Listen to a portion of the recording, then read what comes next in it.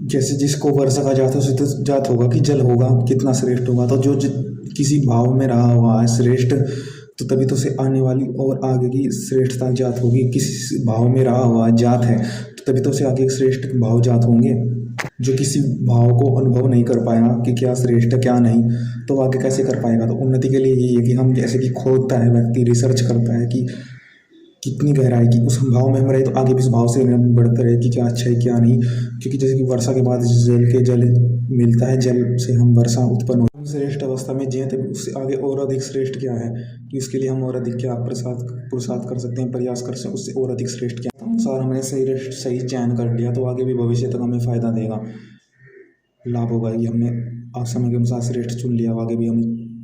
लिए करेंगे जो हमारे भाव विद्यमान है, जो यहाँ पर इस स्थान में जो हमारी प्रेरणा है, उससे फिर हम करते हैं व्यक्ति, उस भाव से फिर प्रेरणा से व्यक्ति आगे बढ़ता है। भाव को जात करने के लिए, पूर्ण करने के लिए, उस भाव के लिए हम कर रहे हैं, और जहाँ पर जो आवश्यकता है उसके अनुसार कर रहे हैं। और यहाँ पर इतनी हमारी सामर्थ्य भी है, उस सामर्थ्य के अनुसार हमें उत्साह मिल रहा है, तो हम और निरंतर करते जा रहे हैं। इसी से ही हम सूर्य से यह सब ज्ञात होगा, सूर्य की उपासना करेगा और सब मनुष्य को सुख होगा, उत्तम उत्तम सुख, जैसे कि सूर्य प्रकाश करता है, अंधकार से प्रकाश, और उस प्रकाश के उत्साह से फिर कर्म करता है व्यक्ति, निरंतर कर्म करता रहता है, निरंतर कर्म करता रहता है।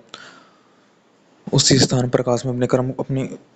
कला को निखारता है। जैसे कि कहा गया है इसमें कारीगर लोग प्राप्त होते हैं, उसको कला है, उसको जात है कि कैसे करना है, उसको जात हो जाता होता रहता है, उसमें इतनी शक्ति और सामर्थ्य भी उत्पन्न होता रहता है, वह करता है, वह उत्साह से फिर उस कार्य को करता रहता है, पूर्ण करता रहता है, उसमें आगे बढ़ता है, उससे सुख पाता है। जैसे कि सूर्य औषधियों के से अपना रस पान करता है, रस और पदार्थों का सेवन। नमस्कारम जी, नमस्कारम। अगर आपको छांदोग्य उपनिषद अन्य भी उपनिषद के प्रकरण को सरल तरीके से उनके मर्म को समझना है, उनको जीवन में उनके अनुसार जीवन के उदाहरणों से हम क्या सीख सकते हैं, कैसा आचरण होना चाहिए इत्यादि बातें हैं, प्लेलिस्ट बन गई है सत्य